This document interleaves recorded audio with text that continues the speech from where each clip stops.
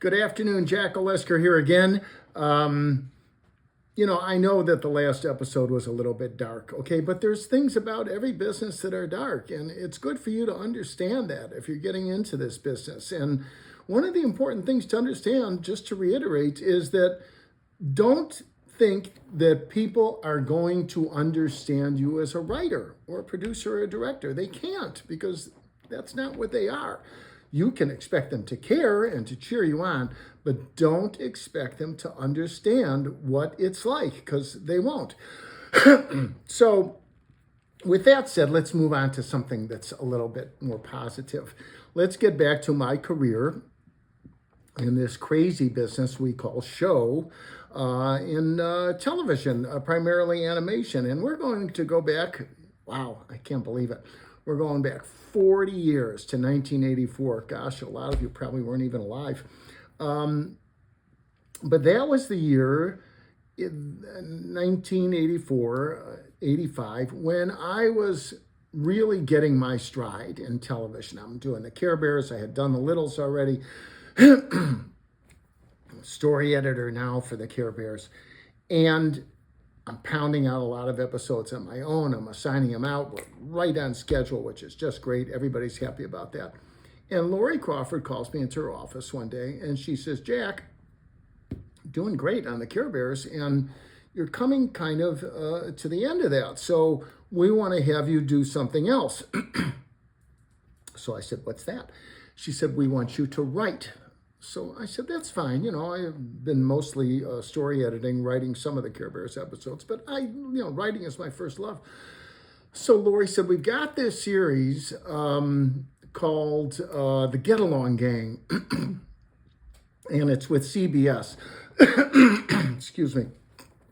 So that's great. It's a network show. It's always good to have network credits. So I said, turn me loose. Lori gives me the series Bible, gives me a couple of sample scripts, and boy, I'm having fun with this series. This is really for young kids, and the characters are just great. They're all animals, and I'm just having a blast. So I'm knocking them out, and I'm starting to do really good in this business, and I'm making some nice bucks, and time for me to get a BMW, which I do. I read an article years ago that back in the 80s, an article came out that said that the lot on 20th Century Fox is all filled with yuppie BMWs, that they're yuppie chariots. And it's true. If you were in LA in the 80s, you got a BMW. So I got my BMW 350i, fun car, had a blast with it.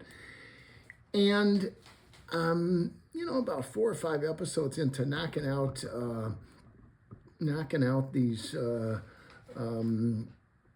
Get Along Gang scripts, and Andy comes up to me one day, Andy Hayward, who's the president of the company, says, just glibly, he says, we're going to see Judy Price tomorrow.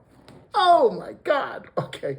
You got to understand, back in the 80s, there was the big three. There was ABC, CBS, and NBC. There was no, cable shows. There was no Nickelodeon. There was no Cartoon Network. There was no Macrame Network. There was, there wasn't anything. There was ABC, CBS, and NBC. And at those three networks, there were the big three that controlled children's television. There was Judy Price, there was Squire Rushnell, and there was Jenny Trias, each controlling for a different network. And Judy had a reputation as the toughest businesswoman in the business. And for Andy to say, we're going to see Judy Price tomorrow, this is like going to say, we're going to see the Wizard of Oz, okay, at the Emerald City. What can I do? So I got to tell you, I might have said this before. If I did, look, I'm not 30, 40 years old like you guys. I'm a little bit older. So if I retell a couple things once in a while, cut me some slack. But I always loved Andy Hayward. I still do. People say, oh, he's such a tough businessman and he does this and he does that. I don't care. He was always fair with me, especially when I'll tell you in about 6 months at a time when I really needed him to be there for me. But he's a tough businessman, but there was something about Andy. He was cool in a suit before there was the Suits television series. Forget about Harvey in Suits, okay? The Harvey Specter. Andy Hayward was the man. This was a guy that was born to wear a size 40 suit. And the cool thing about Andy, and I'm sure I mentioned it before, his trademark was that he'd have a matching leather tie in red, green, gold, whatever color, and he'd have eyeglasses that were the same color that matched his tie. And one day I said, Andy, I said, how can you afford to have all those eyeglasses? He said, I go to Venice Beach over the weekend. He says, I buy like 20 pair of sunglasses of different colors. I pop the sunglass lens out and I put in eyeglass lenses. I thought, wow, what a great idea. So we had a laugh on that, and I think we kind of bonded. So the next day comes, and I got to tell you, I'm nervous, okay? I'm a kid, going to see such an important person. And we're walking out to Andy's Land Rover, and Andy says, you're nervous? I said, yeah, I am nervous. I said, what do you expect? He says, don't worry. He says, you'll be fine. He says, Judy wants to see you because she likes your writing. And he says, you'll be okay. And I never forgot he says this line. He says, try to sound intelligent. It's unbelievable. Okay, I'll try, So we drive on to the lot at CBS Television City. And let me tell you, it's a city. I don't know how many square blocks it is, but we drive on to this thing. You'd think you're going to CIA at Langley, okay, just to get in past the guards and stuff and show your credentials. We park the car and we're walking, and, my knees are almost knocking. And we walk into the reception area. And there's receptionists behind the counter. All of the receptionists in LA, I don't know how it is now because I haven't lived in LA in a long time, but in those days, all the receptionists were in their mid-20s, very attractive, willowy, tall, and had long brunette hair, okay, very pretty. So we walk in, and I don't mean to say it as a stereotype, but sometimes stereotypes are true. So we walk in, and the secretary behind the counter, it's like 10 times bigger than my desk. She looks up and she says, hi, Andy. So my gosh, he's a known quantity here at CBS. So that made me feel a little bit better. So now we go past the security guard and we go through the double doors and everything else. We walk down this long hallway past all these worker bees that are toiling away. And we finally get to the holiest of holies. We get to the reception area for Judy Price, the Executive Vice President of Children's Television for CBS. Oh my God, my heart's still beating when I start to say this again. And I walk up there with Andy, and he checks in with yet another receptionist, and yet another tall, brunette, pretty, willowy receptionist. And she says, okay, sit down for a couple minutes. We sat down for a couple minutes, and then she says, Judy's ready to see you. It's like, oh my God, what am I going to do? I remember years ago at Putnam's, G.P. Putnam's Sons, after they had accepted my novel, and my editor, I fly out there and I'm in the lobby waiting for her. And she walks out with Mario Puzo, the Godfather, and she says, Jack, this is Mario Puzo, I want you to meet him. My book, I'm 24 years old. My book's just been accepted for publication. And he's a big guy. I said, Mr. Puzo, it's nice to meet you. I just love everything you've ever done, And I feel kind of like that's the way I'm going to be with Judy, but I restrain myself. So the doors swing open and we walk in, and Judy's behind this desk that you could land like a fighter plane on, okay?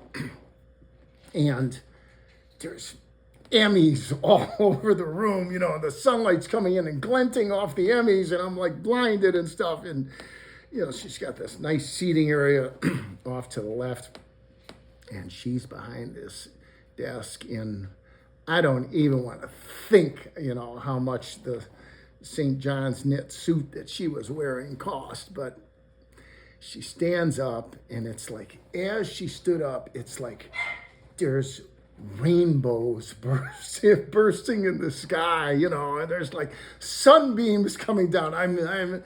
Listen, I'm not exaggerating. I'm in the presence of greatness, okay? What Judy Price had to do to ascend to the executive vice presidency at CBS, controlling children's television, basically.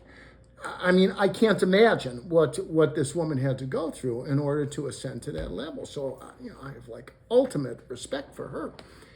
And she stands up and she comes out from behind her desk, and she doesn't even look at Andy.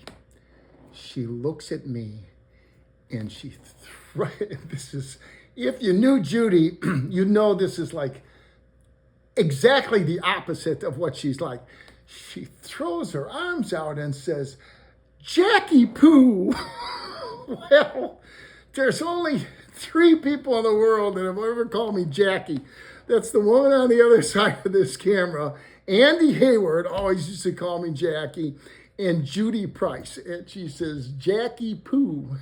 And I knew at that moment,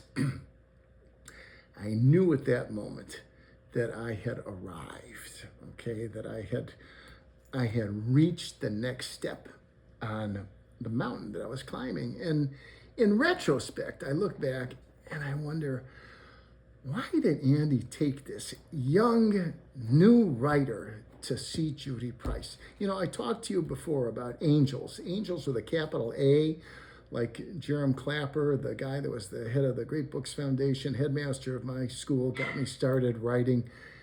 Those are angels with capital A. And then angels with a small a. And those are very important too. Your mentors, Jean Chalopin, Haim Saban, Andy Hayward is one of them. But the angels with a small a, they have a reason for doing things. It benefits you, but it's going to benefit them. And Andy's reason was he wanted to see how I do in the presence of somebody that was a powerful person, so he'd know whether he could take this writer to other meetings, because he can't go to all the meetings alone, as we'll find out when I go to meetings at Mattel and those characters in Cleveland for the Care Bears. And I get back after the meeting, walking down the hallway, Howard Cohen, who was an acolyte of one of the great B film directors of all time, Roger Corman, Howard, and producer. Howard did a lot of projects for him, and Howard now was a writer at DIC. And he said, "Hey, kid, I heard you did good with Judy." And we're going to talk about Howard Cohn in the next episode. So hope you enjoyed this episode. It was a little bit lighter, a little bit more about my career. We'll get back to writing at some point, but next couple episodes, let's talk about a career and a life in the crazy world known as Los Angeles. Catch you guys later.